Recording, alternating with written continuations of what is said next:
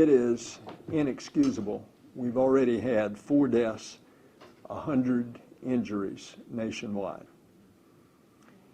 The recalls have been upped from 4.7 to 7.8 million,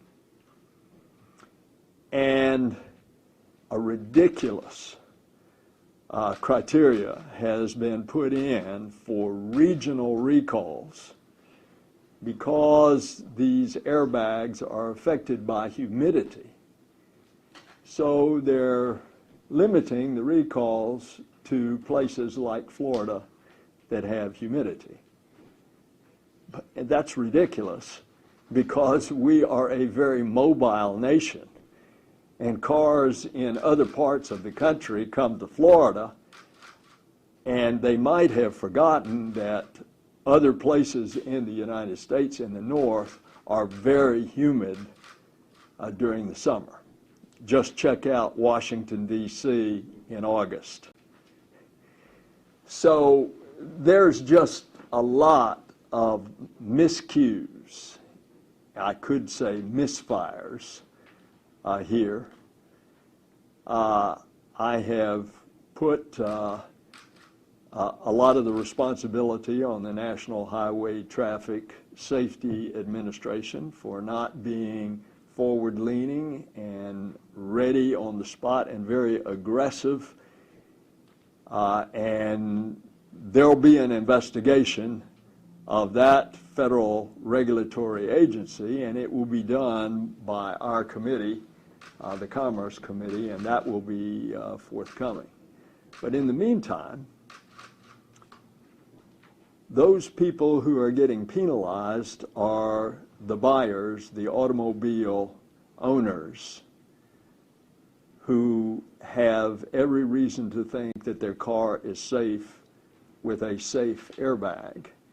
And now, because of these recalls, which almost 8 million in this country of the 11 million expected to be defective worldwide, the people are in a panic and they want to know what to do. I have written to both the CEO of Honda and Toyota and asked them to do what General Motors did when it had the defective ignition switches, which was to provide either a loaner or a rental car. So people do not feel like they're having to take their lives in their own hands to be able to utilize their car. That is the common sense thing to do, and I want to see it done immediately.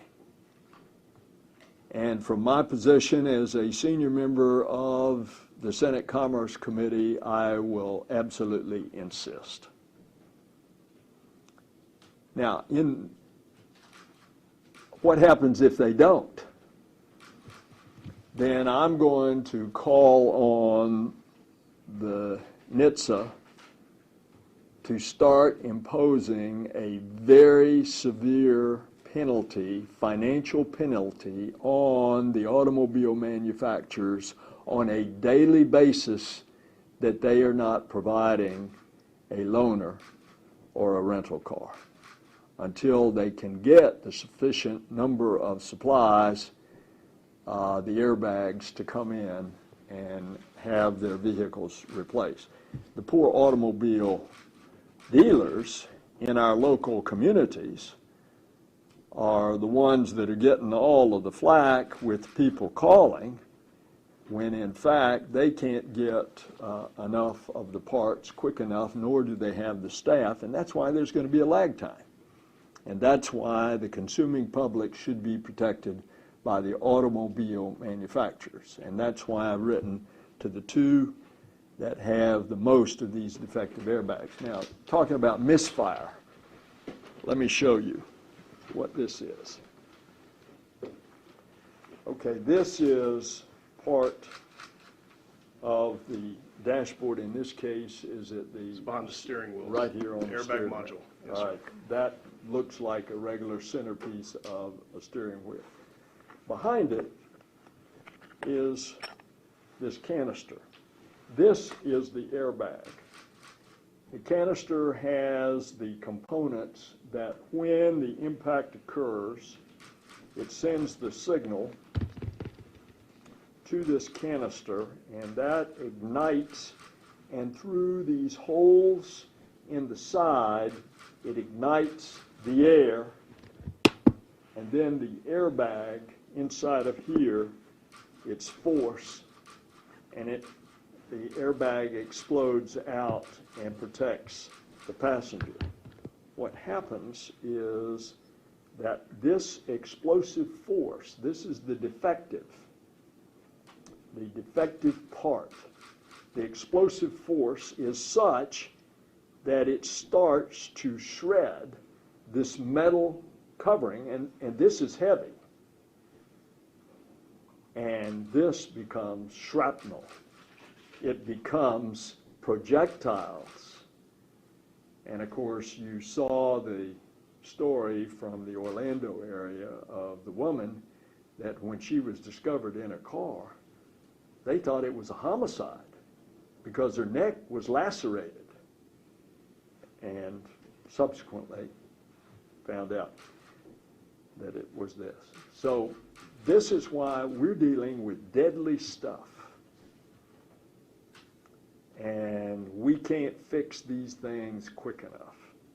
Have you all seen how heavy this thing is? Okay. All right, your questions. Senator, there seems to be confusion on just finding out if your car is part of this recall. I just spoke to a consumer who entered in her VIN. She went to the website, found out her car is part of the recall, but then she goes to the Honda website. She actually had to print a screen grab of this because it wouldn't allow her to print it. And at the top it says, this is the electronic version. Please wait until you receive the actual letter before contacting your dealer. So if you're concerned your VIN shows up and they're saying don't go to the dealer yet, what do you do? This is inexcusable because if they can't find out whether, number one, their vehicle is one of the ones subject to recall and therefore is a sitting time bomb that might explode, or if they find out that their vehicle, in fact, is one of the subject of the recall and can't get it replaced immediately, then they need to have some means of transportation. And anything else is unacceptable. Are there enough rental cars in the country to meet this demand? We're going to find out. What would a price tag be for this, in your estimation? I don't know, but when it comes to a penalty per day, I would say it needs to be in the millions of dollars per day levied against the automobile makers so that it becomes incumbent upon them to replace this as quickly as possible. There's a lot of confusion from the dealers, too, as far as what to do. And some of them course. are disabling the airbags and sending them back on the road until they can schedule a replacement. What do you think of that strategy? That's an awful choice. Now we're going to run around on the road without the protection of the airbag? That's a false choice. That's why the manufacturers have got to step up and provide either fixing their own automobile on the spot or provide a loaner or rental car. And just to follow up, not to interrupt,